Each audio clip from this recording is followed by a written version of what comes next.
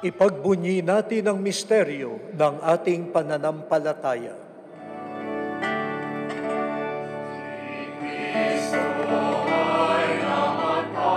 Ano ang meaning ko, no? May mga salita kasi na sa misa na parang nakasanayan mo na no? Na kaya kapag nire-recite mo, ganon, parang memoryado ko na ito Pero kapag ka kasi hiniling na aawitin ito, parang yung attention mo ay mas natututok. Hindi lamang dahil dapat tama yung tono mo.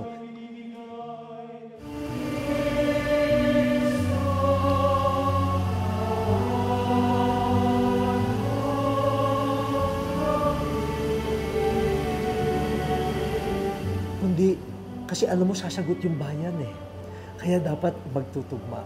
Tapos, kapag ang bayan naman ay umaawit sa tulong ng koro o sa tulong ng isang leader, at ang pag-awit ay damang-dama mo na talagang panalangin, hindi lamang palabas, kundi talagang parang nagmumula sa kalaliman ng puso, ikaw ay nahahawa.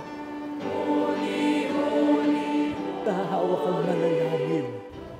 Nagkakatipon tayo sa ngalan ng Ama at ng Anak at ng Espiritu Santo. Amen. Ang liturhiya kasi, si Jesus ang namumuno, si Jesus ang nag-anyaya para tipunin yung bayan. At yung bayan na natitipon ay katawan ni Jesus, katawan ni Kristo. Ngayon, kaya lahat ng kilos sa liturhiya, lahat ng salita, at ito, pati musika, no, ay sagrado dahil ito ay bahagi ng kilos ni Jesus. Ayon dito si Dr. Josefina Manabat, isang dalubhasa sa liturhiya. Dagdag pa niya, ang mga awiting pangsimbahan ay hindi lang basta titik at himig. Layunin nitong tumimo sa puso ng mga mananampalataya habang inaalala ang sakripisyo ni Jesus. Liturgical music is sacred music. Ibig sabihin, bukod tangi siya mula sa ibang mga uri ng musika. Okay. At bukod tangi in what sense? No? Okay. Dahil ito ay ginagamit natin para sa isang kakaibang layunin. May takdang gamit para dito. Like what? Yung pambungad na prosesyon or entrance procession, may mga angkop na awitin para dito, no?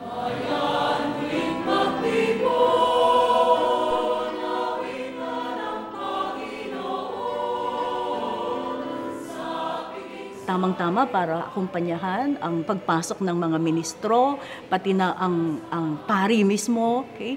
Yung lektor at iba pang mga ministers, no, na magsisilbi sa liturhiyang 'yon.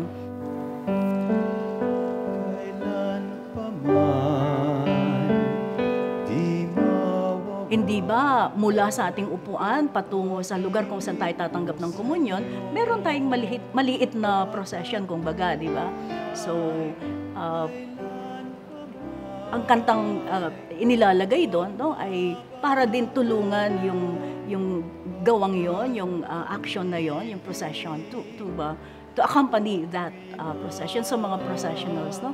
Meron din tayong tinatawag mga acclamations.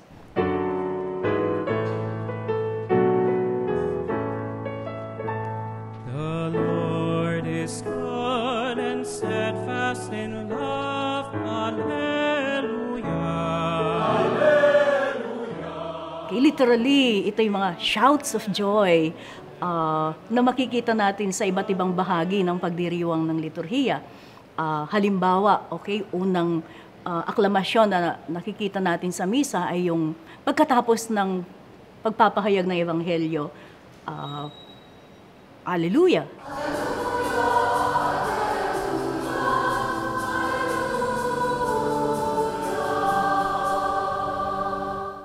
At kung panahon naman ng Kwaresma, may iba tayong kinakanta maliban sa Alleluia.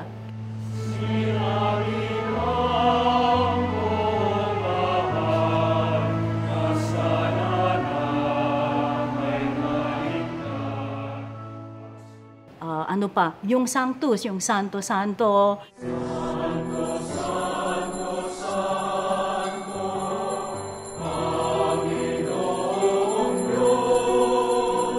Amen, yung dakilang amen sa katapusan ng Eucharistic prayer, yan mga acclamations yan.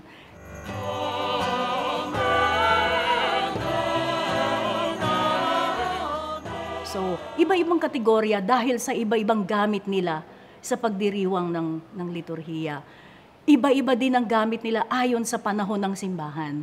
Yun. So, yung ideya ng kaangkupan, angkop ba para sa panahon?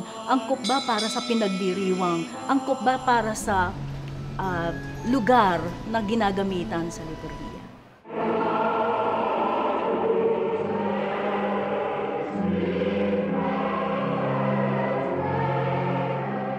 Dati, ang mga awiting pangsimbahan ay nasa salitang Latin na inaawit bilang chant. At habang kumakanta ang pari at koro, nananalangin naman ng tahimik ang kongregasyon.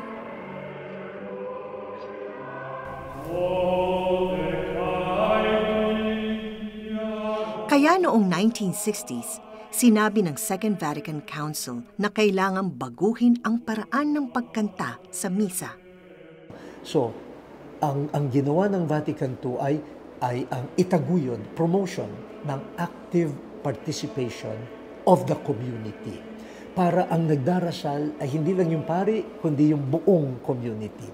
At doon papasok ang kahalagahan ng liturgical music sa lingwahe ng bawat bayan. Forma iuramenti professionis fidei. Ego Ioannes, Catholici Ecclesi Episcopus, firma fide credo et profiteor. Sinabi doon, kung walang gana yung mga tao magdasal o magsimba, pag pinasukan mo ng musika, nakakadagdag yun sa gana. Sinabi ng simbahan yan,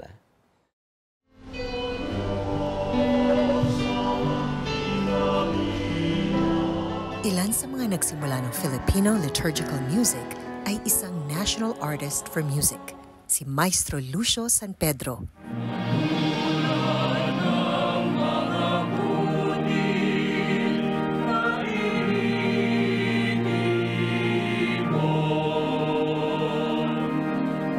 Yung isang pagkain, isang katawan, isang bayan, yung isang Panginoon, isang katawan. Yun. Pagkatapos yung isa naman yung Simbang Gabi. Simbang Gabi, simula ng Pasko sa puso ng laing Pilipino. Ito ay likha ni Maestro Lucio San Pedro.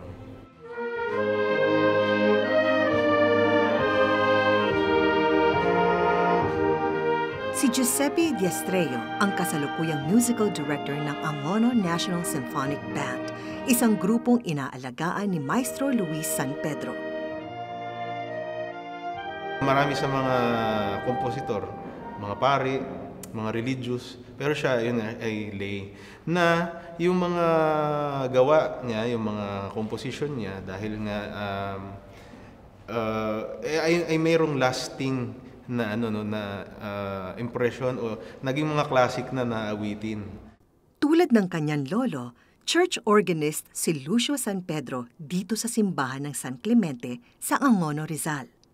Di nakapagtataka, may mga nilikha rin siyang mga awit pang simbahan.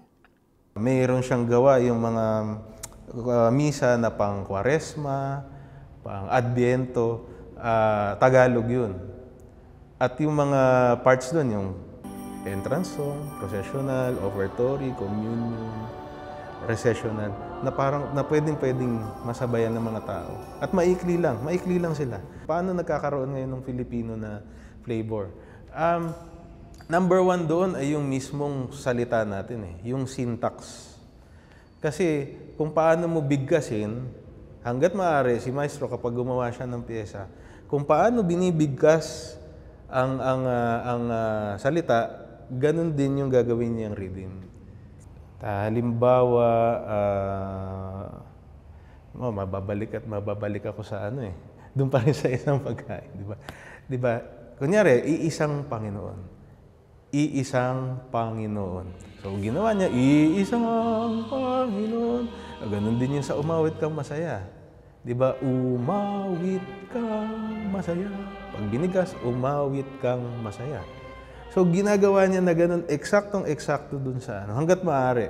No, ganun ang ginagawa niya. Hindi yan yung merong pilit na may mga syllables na maiiwan o biglang lalabas na ganun. So, yung mismong melody niya, ibinabagay niya doon sa takbo ng salita, kung paano bigkasin.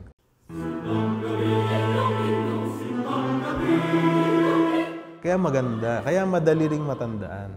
Kasi ang mga tao hindi na mag-iisip ng, paano nga ba yung ano? Hindi eh. Natural na lumalabas na lang sa, kumbaga yung, lalabas na lang sa'yo na kung paano mo bigkasin. Ganun siya.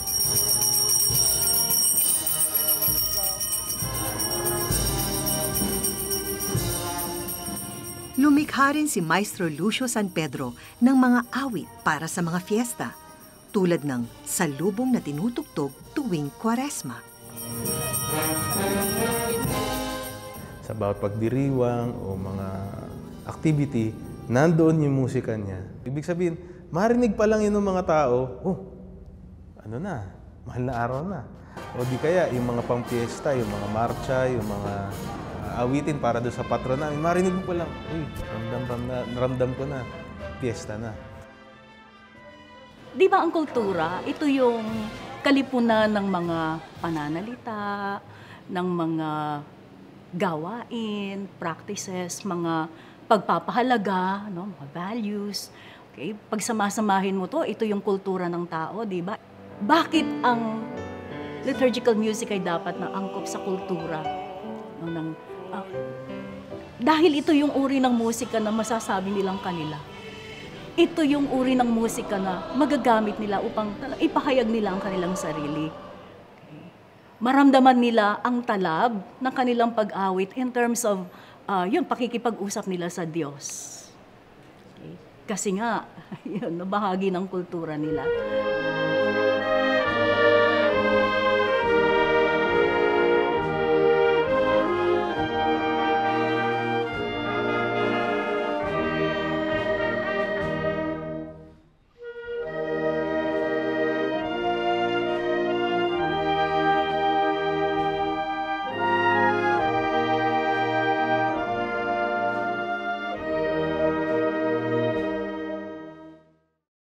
Yung naririnig niyang inaawit ng mga mangingisda sa umaga habang hinahatak nila ang kanilang mga lambat, ayun, kinuha niya yung himig na yon at isinama sa isa sa kanyang mga nilikha, no?